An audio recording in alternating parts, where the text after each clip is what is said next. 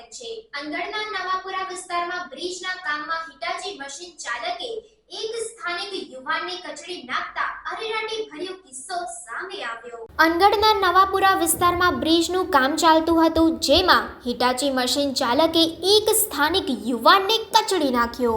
યુવાનનું ઘટના સ્થળે જ મોત નીપજ્યું।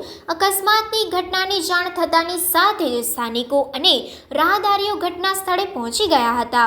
યુવક સ્થાનિક હોવાના કારણે આજુબાજુના સ્થાનિકો અને રાહદારીઓમાં રોષ ફેલાઈ ગયો હતો, જેના કારણે સ્થાનિક કંપનીના 3 જેટલા હિટાચી મશીનને આગ ચાંપી દેવામાં આવી હતી, જેથી 3 જેટલા હિટાચી મશીન બળીને ખાખ થઈ ગયા હતા।